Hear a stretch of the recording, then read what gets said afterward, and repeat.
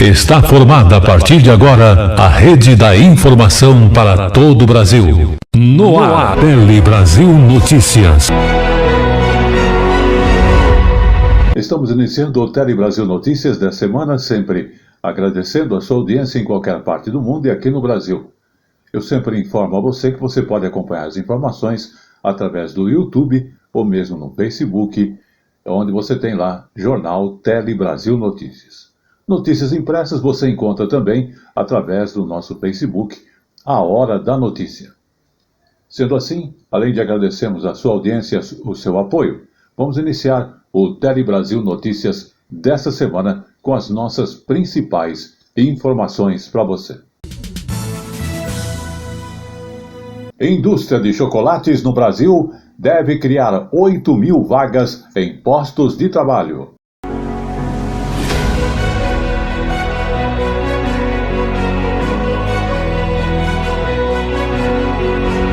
Lei cria campanha nacional de prevenção de exposição indevida ao sol.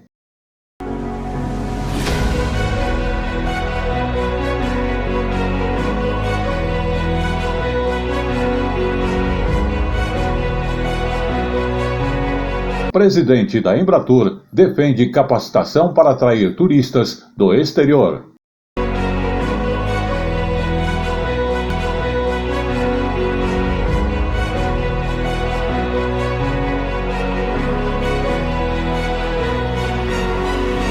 Tudo isso e muito mais informações no Tele Brasil Notícias.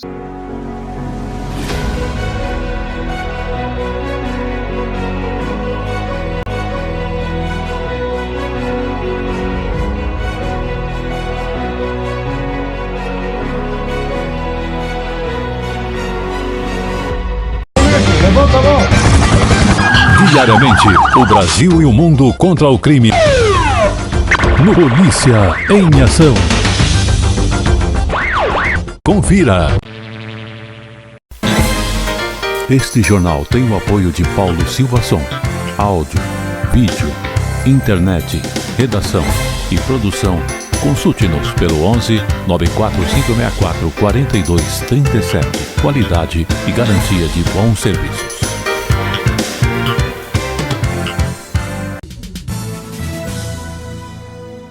E começamos a edição de hoje do Tele Brasil Notícias falando das cidades. Justamente, o índice das cidades empreendedoras está revelando as regiões do país que estão mais preparadas para este ambiente de negócio sustentável. Vamos acompanhar esta novidade. Carolina é formada em engenharia elétrica. Durante a pandemia, procurou emprego sem sucesso. Especializada em energia renovável, resolveu empreender. E em 2020, abriu uma empresa em Brasília de geração de energia solar. De lá para cá, a empresa cresceu tanto e, para dar conta das demandas, já emprega 15 pessoas. O brasileiro, querendo ou não, a gente tem que estar se reinventando a todo momento, né? E eu acho que foi um estalo que me deu muito grande de deslanchar nesse mundão de engenharia, que é um ramo assim meio inesperado para a mulher, né?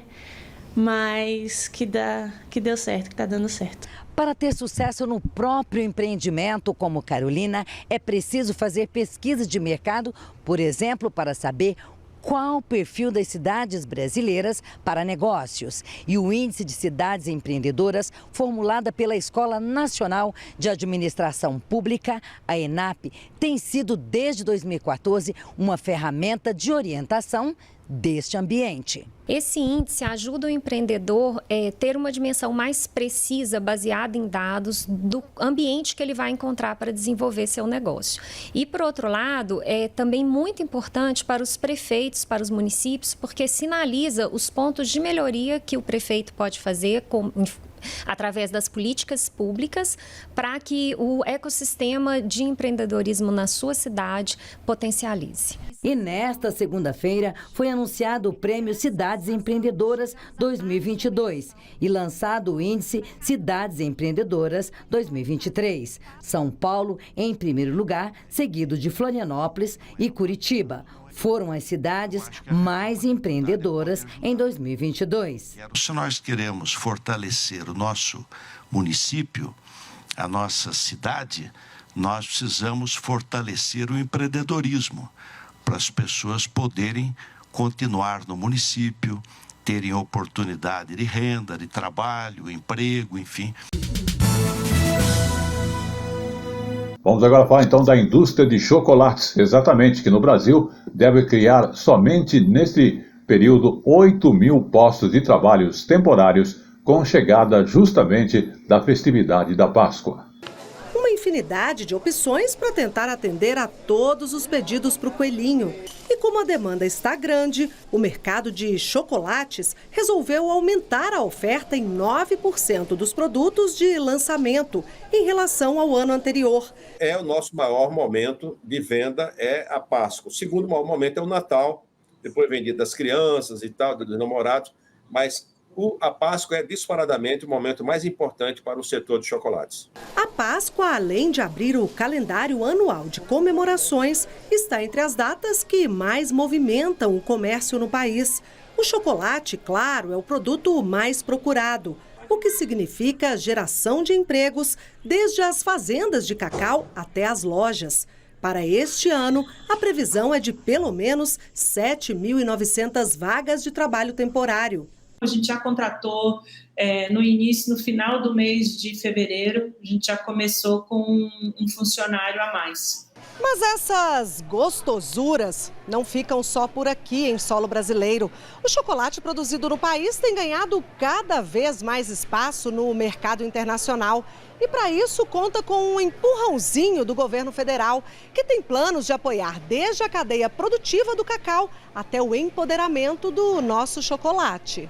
A Apex Brasil tem um programa, o PAYEX, para pequenas empresas que queiram conhecer, aprender e se credenciar para ser exportadoras. Nós vamos estar tentando valorizar essa cadeia produtiva do cacau, mas o melhor jeito de fazer isso é empoderando o chocolate. Patrícia é produtora de cacau e derivados e já conquistou espaço no mercado internacional. Eu estou pronta para exportar, eu já fiz uma exportação para os Estados Unidos. Eu gosto muito dos modelos europeus. A gente começou a olhar também no programa da Apex para o mercado da América Latina, né? Tem a Costa Rica aí que vem com umas coisas muito legais também. Saúde. E agora, na questão de saúde, iremos falar sobre a exposição indevida ao sol, que inclusive recebeu um incentivo do governo federal pela Lei 14.539, que foi criada agora em 31 de março de 2023, onde foi criada a campanha então, nacional de prevenção e exposição indevida ao sol. O objetivo da iniciativa é justamente conscientizar as pessoas sobre a questão de risco e as consequências da exposição indevida sem a orientação médica a justamente o sol. Ir para a praia é muito bom, mas é bom tomar o sol com consciência. Essa lei, ela determina que o poder público deverá veicular aí anualmente, durante as férias escolares, campanhas de conscientização sobre os riscos da exposição solar. O texto prevê ainda a adoção de medidas para facilitar o acesso da população aos bloqueadores, os filtros solares. O câncer de pele é responsável por 33% dos diagnósticos da doença no país, segundo dados do INCA, o Instituto Nacional de Câncer. A cada ano, cerca de 185 mil novos casos são registrados no Brasil. E o principal fator de risco é a exposição excessiva ao sol. A lei foi publicada hoje no Diário Oficial da União e começa a valer a partir de outubro.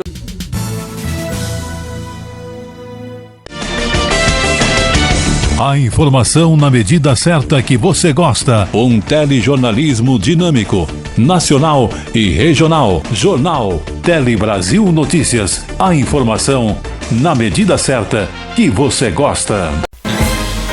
Este jornal tem o apoio de Paulo Silvason. Áudio, vídeo, internet, redação e produção. Consulte-nos pelo 11 94564 4237. Qualidade e garantia de bons serviços.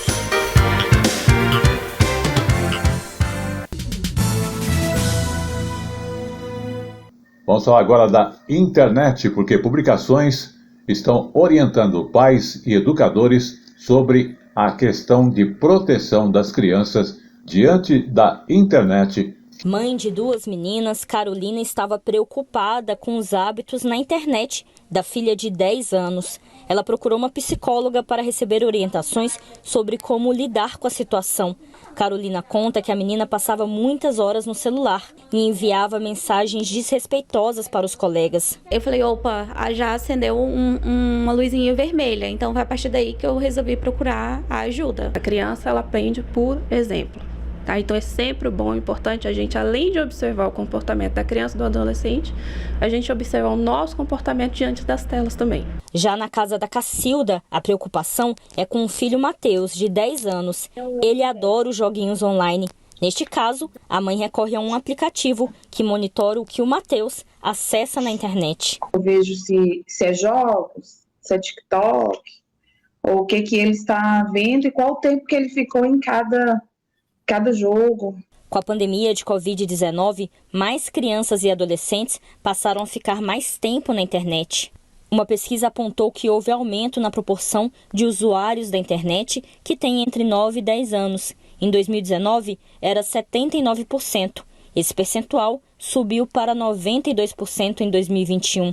E mais de 90% das crianças e adolescentes entre 9 e 17 anos usam a internet. Para ajudar pais e professores a lidar com os hábitos online das crianças, a Anatel lançou uma série de cartilhas e guias. Um dos materiais divulgados é um livro infantil, em que meninos e meninas aprendem sobre os direitos e segurança online. Também foi preparado um guia específico para os professores.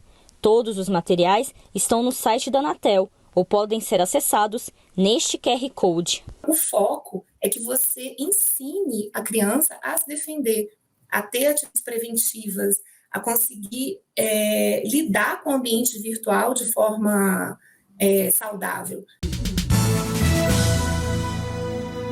Vamos tratar da sua saúde, falando agora da questão justamente você buscar precocemente as suas orientações e também consultas médicas. Uma campanha, então, da rede EBSERT, que administra os hospitais universitários federais, alerta justamente para a importância do diagnóstico precoce, agora falando-se das doenças renais. Então vamos observar. Ivonete descobriu há 5 anos que os seus rins não estavam cumprindo sua principal função: filtrar o sangue para remover todos os resíduos tóxicos presentes na circulação. E aí, ela se tornou uma doente renal crônica, que necessita de diálise 3 vezes por semana. Eu senti um gosto forte de amônia na boca. Tinha aquele gosto ruim na boca. Aí fui fazer os exames, tudo. Quando fiz os exames, aí já constou que o rim estava só 30%.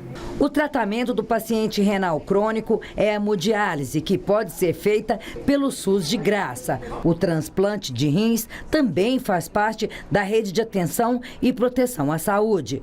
Nos 2 processos, é o médico que faz o encaminhamento para o tratamento e cirurgia. E aí eles que encaminham os pacientes quando se tem vaga. Então, se eventualmente o paciente daqui, por exemplo, transplanta, aquela regulação, por exemplo, esse paciente saiu para o transplante e a regulação manda outro paciente para a vaga. De acordo com o Ministério da Saúde, estima-se que no Brasil, mais de 10 milhões de pessoas tenham doença renal decorrente de várias causas. E a doença renal crônica, por exemplo, causa quase 2,5 milhões de mortes por ano no país. Por isso, a importância de estar atento aos sintomas para um diagnóstico precoce e tratamento adequado. Como é uma doença silenciosa, você pode estar fazendo esse rastreio, né? E aí, quando se diagnostica o começo da doença, você tem como saber o que está levando a essa lesão renal e aí instituir uma terapêutica. Saúde. Vamos agora falar de produção de medicamentos em saúde, porque foi criado um grupo executivo de complexo industrial de saúde e o objetivo deles é ampliar a produção nacional de medicamentos e também dos insumos deste medicamento. Foi criada não só para isso, mas também para regular o setor de saúde. E esse grupo está buscando gargalos legais, aqueles tributários e financeiros que acabam deixando o país dependente de produtos que vêm do exterior ou produtos de saúde estrangeiro. No segundo mandato do presidente Lula, em 2008, o Ministério da Saúde tinha instalado o chamado Grupo Executivo do Complexo Industrial da Saúde, criado para regular o setor e reduzir gargalos legais, tributários e financeiros que deixavam o país dependente de produtos, equipamentos e tecnologia estrangeiros. Agora, a iniciativa está sendo recriada para que tenhamos capacidade de produzir tudo aqui, gerar emprego, renda e poder exportar em vez de importar insumos médicos. Representa, além da segurança no atendimento às necessidades de saúde da população, dá uma oportunidade de desenvolvimento econômico para o país através do crescimento dessa importante indústria de bens e serviços. Em 2020, a pandemia da Covid-19 gerou um alerta. Muito do que precisávamos, como respiradores, vacinas e até mesmo máscaras, era importado. O projeto deste grupo é diminuir a dependência brasileira dos produtos estrangeiros. A nossa meta é de conseguir que, ao final deste mandato do presidente Lula, nós possamos atingir 70% de produção nacional dos insumos necessários para a nossa saúde. Para que os produtos sejam feitos no Brasil, a indústria precisa que os indicadores econômicos sejam favoráveis. Com juros mais baratos, reforma tributária e câmbio competitivo, a indústria floresce. E mais ainda a indústria da saúde. Vamos falar agora então da PEC das domésticas, exatamente. Isso porque há 10 anos era promulgada a chamada proposta da emenda à Constituição, a PEC das domésticas. Justamente com esta lei, esses profissionais elas saíram daquela situação de exploração e passaram a contar com os direitos, antes garantido apenas a trabalhadores da iniciativa privada. Mas, mesmo justamente com esta década de avanço que nós temos, muitas ainda permanecem na informalidade. O trabalho doméstico teve início no Brasil com o trabalho escravo. A abolida a escravidão pouco mudou na rotina de milhões de profissionais da área. Mas a partir de 2012, uma lei mudava o rumo de tudo isso, trazendo para as domésticas uma série de direitos já conhecidos por trabalhadores da iniciativa privada. A dona Valquíria trabalha há mais de 40 anos como empregada doméstica. Mas tudo mudou após a Emenda Constitucional 72, que foi instituída em 2013, conhecida como a PEC das domésticas. Antes, para mim, não foi fácil, porque muitos só pagavam o salário que você trabalhava 30 dias, 26 dias, 24, dependente. Quando eu cheguei em 89, isso fazia muita diferença. Você não tinha horário para levantar e nem para dormir. Você tinha que trabalhar e ir ali como se fosse um escravo, na verdade. Agora mudou muito. Porém, mesmo diante das conquistas, a maioria dos empregados domésticos ainda continua na informalidade. Segundo a Pesquisa Nacional de Amostra por Domicílio Avançada do IBGE, o PNAD, foram registrados no Brasil no período de outubro a dezembro de 2022, um total de 5.883.000 empregados domésticos. Entre eles, os formais, ou seja, com carteira assinada, compunham apenas 24% e os demais seguem na informalidade. Para o presidente do Instituto Doméstica Legal, a situação melhorou muito, mas a lei ainda precisa ser aperfeiçoada para introduzir direitos que ficaram de fora. Existe um único direito que o trabalhador doméstico não tem até hoje, que é o abono do PIS. E para eles é muito importante, porque o abono do PIS, ele paga anualmente um salário mínimo para todo trabalhador que ganha até 2 salários mínimos por mês. Quase a totalidade dos empregados domésticos ganham até 2 salários e teriam direito a esse abono que equivale a um 14º. E chegou agora no Tele Brasil Notícias, o nosso Momento Jurídico.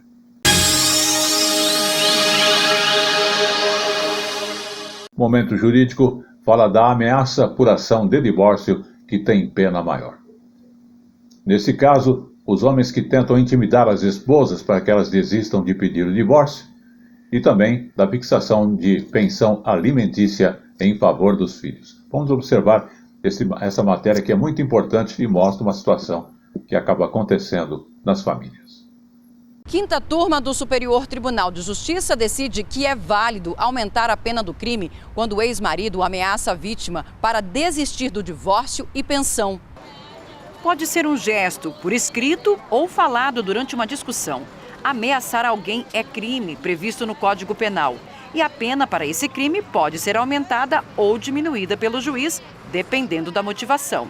Segundo a advogada Marili Quadros, a vulnerabilidade da mulher em situações de término de relacionamento deve ser levada em consideração no julgamento. É fundamental que o juiz entenda que a mulher ela não é uma vítima de um crime qualquer. Ela é uma vítima pela sua própria condição de mulher num crime praticado dentro de um ambiente doméstico. Ou seja, muitas vezes esse crime não tem testemunhas. Né? Ou muitas vezes a testemunha é o próprio filho do casal ou filhos do casal. Então as testemunhas também estão numa situação de vulnerabilidade. Então é preciso que o Poder Judiciário, e aí em especial os julgadores, avaliem também esse contexto e durante o processo, inclusive na fase de dosimetria da pena, leve em consideração tudo que foi dito pela mulher. Em um caso julgado pelo STJ, os ministros da quinta turma entenderam ser válido o aumento da pena de um homem que foi condenado por ameaça à ex-mulher para que ela desistisse do divórcio e da fixação de pensão alimentícia em favor dos filhos. De acordo com o processo, o casal manteve união por mais de 15 anos, mas estava separado fazia 1 ano. Ao saber dos processos com pedidos de divórcio e pensão, o ex-marido teria ameaçado matar a mulher por não aceitar o fim do relacionamento nem a obrigação de arcar com os alimentos. O homem foi condenado pelo crime de ameaça a 2 meses e 10 dias de detenção. Na primeira fase da dosimetria da pena, a juíza avaliou negativamente a circunstância judicial dos motivos do crime e fixou a pena base em 2 meses, o dobro do mínimo legal. O Tribunal de Justiça de Goiás manteve a condenação. No habeas corpus dirigido ao STJ, a defesa alegou que os elementos que justificaram o aumento da pena seriam inerentes ao tipo penal. Ao manter a condenação, o relator, ministro Ribeiro Dantas, considerou que, estando devidamente motivada a elevação da pena base, não há ilegalidade a ser corrigida pelo STJ na via do habeas corpus. Ele também considerou legal o fato de a pena base ter passado para 2 meses em razão da valoração negativa de uma única circunstância judicial, quando a jurisprudência considera ideal o acréscimo de 1/8 para cada circunstância negativa aplicado sobre a diferença entre as penas mínima e máxima.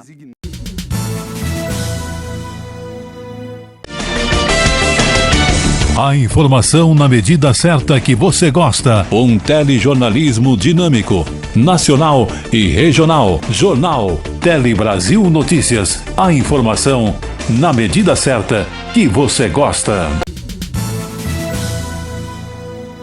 Das revitalizações de praças feitas por alunos, exatamente alunos e professores de uma escola de Sobradinho, revitalizaram uma praça e uma quadra esportiva ali próximo ao colégio. Os espaços estavam sujos e abandonados. O dia era de sol quente, mas a sombra das árvores foram um convite perfeito para um piquenique em família. E teve dança, canto e apresentações.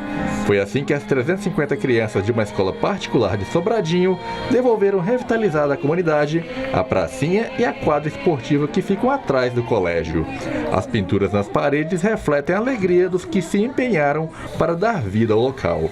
E quem participou gostou da experiência. Isso foi extremamente importante pra gente, porque a gente entendeu, aprendeu a importância do grupo. Porque uma pessoa só talvez não consiga fazer uma diferença. Mas o grupo em si, mesmo que fizesse um pouquinho, a gente foi tendo um resultado extremamente incrível. As famílias gostaram, as crianças gostaram de fazer. Foi muito legal para os alunos também se desenvolverem fora da sala. E também para dar mais vida para o ambiente escolar.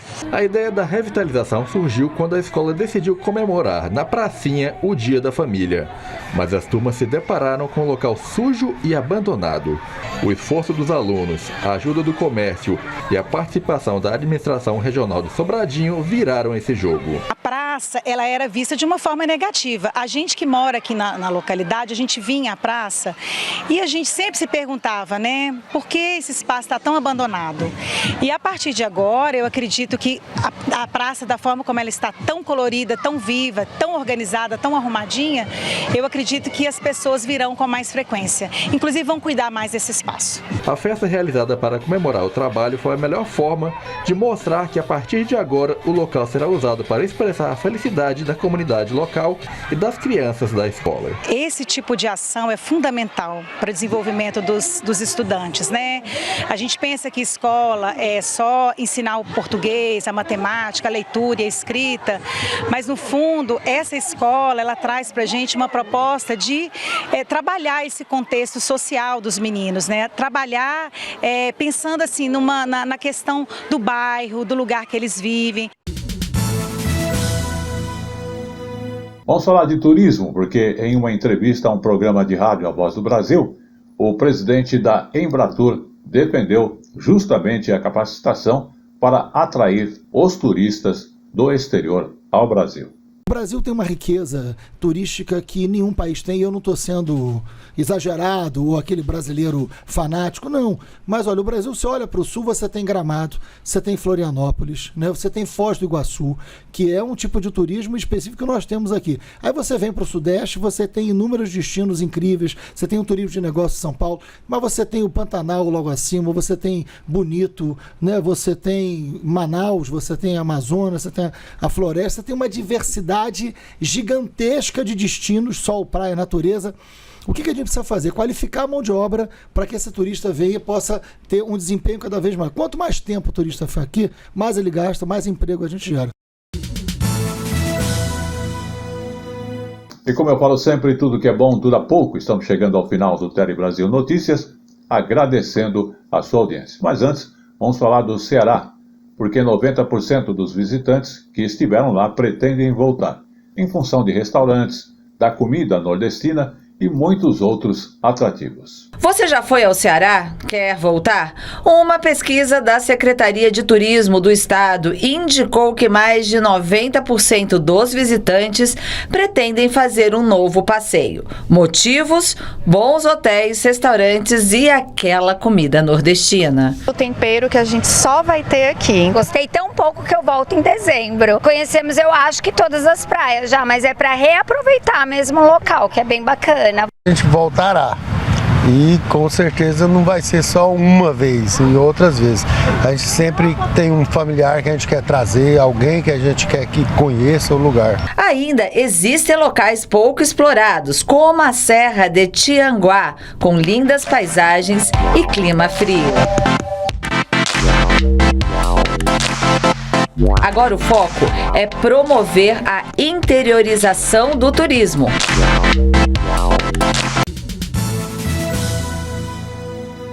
E este foi o Tele Brasil Notícias desta semana, que agradece a sua audiência, os apoios técnicos do Pedro Henrique e a supervisão também da parte técnica do João Vitor. Até lá.